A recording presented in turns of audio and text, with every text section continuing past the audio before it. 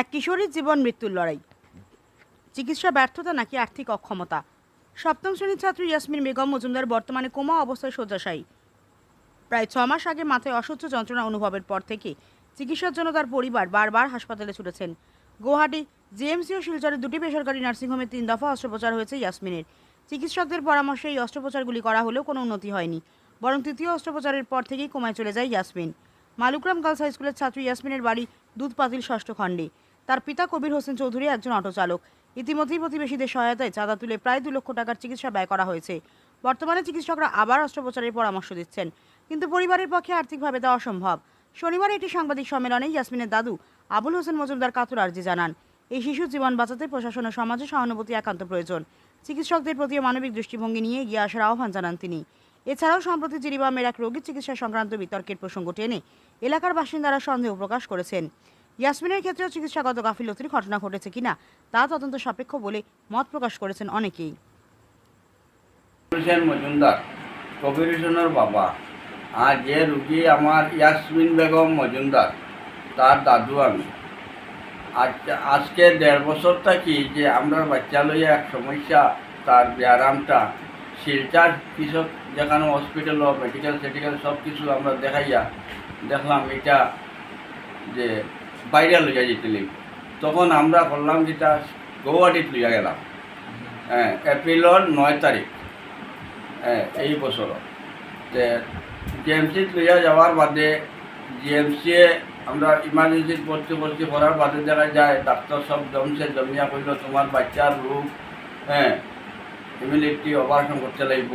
তোমার বাচ্চার রোগটা হইল মাথার মধ্যে জল হয়েছে, এই জলটা প্রত্যেক মানুষের থাকে, তার জলটা বলক হয়ে গেছে, কই সুট পাইছে, তারে অতি সত্তর এটা অপারেশন করতে লাগব। আমরা ঠিক আছে স্যার, যারা সুস্থ হয়ে পড়েন তারা তো আমরা আর যে বাচ্চা সুস্থ করিয়া হয়েছিল না ইমার্জেন্সি হয়েছে। তখন আমরা এটা রাজি পাইছি, পাইয়া 10 দশকত মাসি মারার বাদে দেখা যায় তারা অপারেশন করছে, করার বাদে আমরা 4 দিন পরে আমরা ছুটি দিয়া দিছি। 14 তারিখ আমরা ছুটি দিছে, এপ্রিলের 14 তারিখ আমরা ছুটি দিয়া দিছি। দেওয়ার বাদে যাই হোক আমরা বাসাত লইয়া আইলাম। বাসাত লইয়া আইয়া বাদে আমার বাচ্চা সুস্থ আসলো বা চলাফেরা করছে 1.5 মাস বাদে দেখা যায় আবার এই রোগটা দেখা দিল, বাচ্চার অশৃঙ্খলা করে, বিষ বেদনা করে। তখন আমরা কিতা করলাম, আর তো বললাম গৌহাটি যাওয়ার সামনে এখন আমরা ওইখানেও দেখি। দেখা যায় উকিলপট্টির ডাক্তার নামটা সারণে গেলাম। যাওয়ার বাদে তাই আমরা অ্যাডমিশন দিলা সাউথ সিটিত।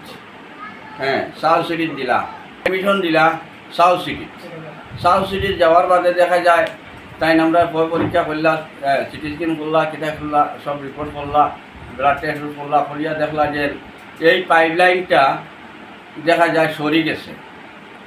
কইলা পাইপলাইনটা সরি গেছে, আবার অপারেশন করতে লাগব। আমরা বললাম স্যার অপারেশন আবার করতে লাগবে, কেমনে ডুলিল এটা? বললো না এটা ডুলি গেছে, ঠিক আছে আসি শুনতাই। তা বোঝা গেছে তাই খুব ভালো করবা। তার বাদে কিতা করলাম, টান ডিসিশন আইলাম। তাই বললো সাউথ সিটি জীবনজিতে কথা অপারেশনটা, সাউথ সিটিতে মেশিনটা নাই। এখন আমরা বললাম ঠিক আছে স্যার একটা করেন।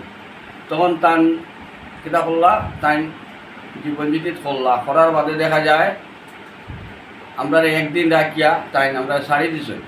যাই হোক আমার বাচ্চাটা সুস্থ, পুরা না হইলে একটু মানে সুস্থ আসলো 15 দিন পর্যন্ত।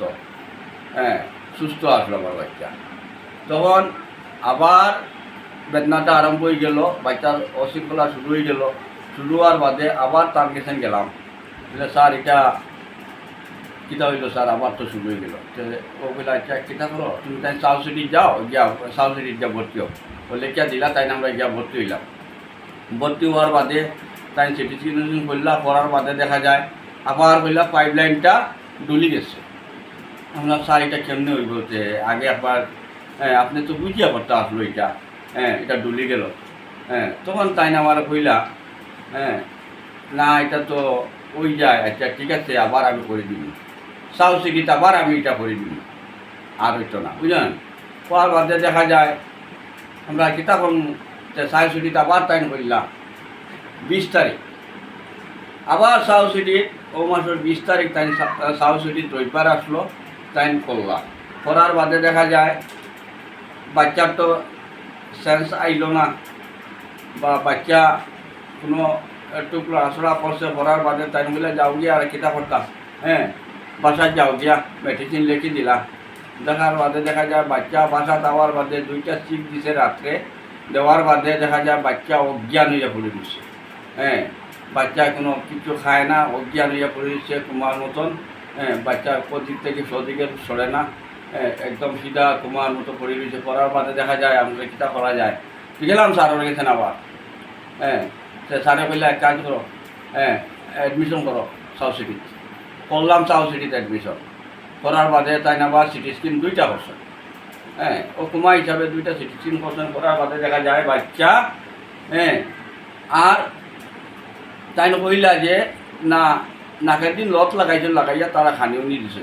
কইলা যে বাচ্চাটা আবার ডুলি গেছে, সরি গেছে, আবার অপারেশন করতে লাগবে। আমি স্যার কিতাব হইন আপনি কুমা হিসাবে বাচ্চারা কীরকম আপনি অপারেশন করতাম, হ্যাঁ এটা কিতাব মনে করলে আপনারা, হ্যাঁ এটা না স্যার আর হইতো আর আমি অপারেশন করতাম না। তাই কইলে আমার এক কিতাব পড়তায় না, কিতাব বাসায় যাও গিয়া, হ্যাঁ ও মেডিসিন লিখে দিছেন আর ও কুমা হিসাবে আমার বাচ্চা বাসার তাই দিয়া দিছে। দেওয়ার বাদে দেখা যায় আমার বাচ্চা আজ পর্যন্ত কুমা তো রইল। হ্যাঁ আজকে 20 তারিখ থাকি, আজকে হইল 1 তারিখ, আমার বাচ্চা কুমাত আছে না, ডাইনে লড়ে না, বাবুয়ে লড়ে না, কিছু হয়। হ্যাঁ ও কুমাত পড়ে রয়েছে। আমি স্যারকে জিগাইলাম স্যার কিতা করতাম স্যার আমি এই অবস্থা, হ্যাঁ তাই না আমারে রিপ্লাই দিলা, আমি তো চেষ্টা করছি। এরকম আমার কিতা পুতুল পাইলা না কিতা বারবার কাটতা আর বারবার দিতা, হ্যাঁ এটা তো পুতুলের মতো তাই কাটছই। হ্যাঁ কাটিয়া আজ আমার বাচ্চাটারে জীবনটারে নষ্ট করে ফেলাইছ। এখন যে আমরা বাইরে যেতাম এই মতো আমরা ক্যাপাসিটি নাই। আর তার দিয়ে আমি কইছি 2 নম্বর অপারেশন করতে সময় কইছি স্যার এই পয়সাটা গ্রামের মানুষে তুলিয়ে আপনার এই পয়সাটা দিছে, আপনি চিন্তা করবা। এটা এত গরিব একটা অটো চালায় বাবা, কীরকম পরিবারটা এত পয়সা করি হ্যান্ডেল করে, ঋণ টিন মানুষের সাহায্য করদা কিলা কিতা স্যার। তখন আমরা ডাক্তারে যেটা কই সেটা আমরা শুনতে লাগে। হ্যাঁ তারার বাসায় যদি আমরা শুনি না করবো তুমি ডাক্তারই গেছো, হ্যাঁ আমরা যেটা কই আর ওটা করই। এই খোয়াদ গিয়া দেখা যায় যে আমার বাচ্চাটার জীবনটা নষ্ট। এখন যেন আমি বাইরে যেতাম এর মধ্যে আমার ক্যাপাসিটি নাই, হ্যাঁ ও আমরা বাচ্চাটা তোমার করে দিচ্ছি।